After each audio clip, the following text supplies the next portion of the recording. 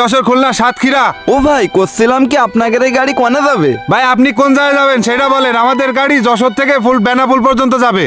ও ও ভাই, আমি ওই যশোর পর্যন্তই যাব। যাবেন তা ভাই টিকিটটা কই? টিকিটটা দেন। ও ভাই, আমি তো ওই কথাটাই করতে আইছি, বুঝেছেন?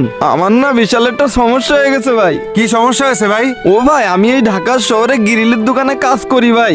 তা এই যে ঈদি বাড়ি যাব, বাড়ি যাওয়ার সময় আব্দুল্লাহপুরিতে ভাই আমার কাছে ছিনতাইকারীরা সব কাটিয়ে নেছে ভাই। পরে আমি তো বাড়ি যেতে পারতেছি না ভাই, আমার কাছে তো কোনো টাকা পয়সা নেই ভাই। আপনাকে বাসে একটু নিয়ে যাবেন ভাই? আমি সব জায়গায় গেছি ভাই, কোনো বাসেলার আমার নিয়ে যাচ্ছে না। তা ওই পাশে একটা বিটা আছে, কলে তুমি লিটন ট্রাভেলসে যাও, তোমারে নিয়ে যাবে নে। ভাই ঢাকা শহরে এরকম তো অহরহ হচ্ছে। তা আপনার যে ব্যাগ নিয়ে গেছে এটা আমি কিভাবে বিশ্বাস করব বলেন তো? ও ভাই সত্যি কথা, আমি মাথা শুয়ে করছি ভাই, আমার সবকিছু কাটে নিয়ে চলে গেছে ভাই। আমার চেক করে দেখেন ভাই, আমার কাছে একটা টাকাও নেই ভাই। আপনাকে এই ভাই এসি বাসে আমার নিয়ে যেতে হবে না, আপনাকে যে খারাপ বাসগুলো আছে না ভাই, ওই বাসে আপনি আমার নিয়ে যান। ইঞ্জিন কভারের উপরে বসে যাবানে ভাই আমি সারা পথ। ও ভাই থামেন থামেন, কান্না করেন না। আমি আপনার একটু যাচাই করার জন্যই কথাটা বললাম। ও ভাই চলেন তাহলে, আমার একটু নিয়ে চলেন ভাই। ও ভাই আমি তো মালিক না, আমি তো এখানকার হেল্পার। তবে ভাই আমি আপনারে একটা উপকার করতে পারি। আমি আপনার লিটন ট্রাভেলসের কাউন্টারে নিয়ে যাচ্ছি।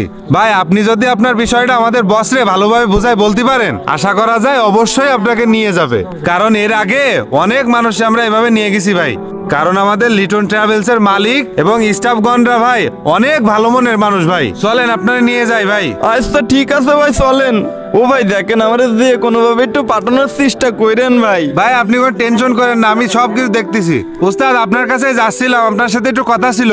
কি হয়েছে বল। উস্তাদ ভাইরা একটু সমস্যায় পড়েছে বুঝলেন, একটু দেখেন দিনই একটু উপকার করা যায় কিনা। ছোট ভাই তুমি কি সমস্যায় পড়েছো বলো। ও ভাই, আমি ঢাকা শহরে কাজ করি ভাই। তা আজকে ঈদের ছুটিতে আমি বাড়ি যাচ্ছিলাম, তা আব্দুল্লাহপুরিতে আমার সবকিছু কাটে নেছে ভাই। এখন আমার কাছে কোনো টাকা পয়সা নেই, আমার একটু যশোরে পৌঁছে দেওয়ার ব্যবস্থা করেন ভাই। ছোট ভাই তোমারে এখন কিভাবে বলবো, আমাদের সিট তো সব আগে থেকেই বুকিং দেওয়া, তোমারে কিভাবে যে নিয়ে যাই। ও ভাই, আপনাকে কোম্পানির সব থেকে খারাপ যে গাড়িটা আছে ভাই, ওই গাড়ির ইঞ্জিন কভারের উপর আমার একটু বসাই হলেও নিয়ে চলেন ভাই। ছোট ভাই এই ঢাকা শহরে চলতে গেলে একটু সাবধানে চলতে হয় বুঝছো। এখন দিনকাল অনেক খারাপ, সমস্যায় যখন পড়েছো কিছু তো একটা করতেই হয়। অনেক আশা নিয়ে বাড়ি ফিরতিলা, বাড়ির সবার সাথে একসাথে ঈদ করবা। তা দাঁড়াও আমি কিছু একটা করতেছি। এই সজীব। জি বস বলেন। শোন সজীব, আমাদের 8টার দিকে যে যশোরের গাড়িটা আছে না, ওই গাড়িতেই ভাইকে একটা সিট দিয়ে দিস। কেউ কিছু বললে আমার কথা বলিস, বলবি যে আমার গেস্ট। যা ওরে নিয়ে যা, আমি আছে গেলাম বস। তাহলে। ও ভাই দাঁড়ান, আপনি আমার মেলা উপকার করলেন ভাই। আরে আরে কি করছো ছোট ভাই, থামো।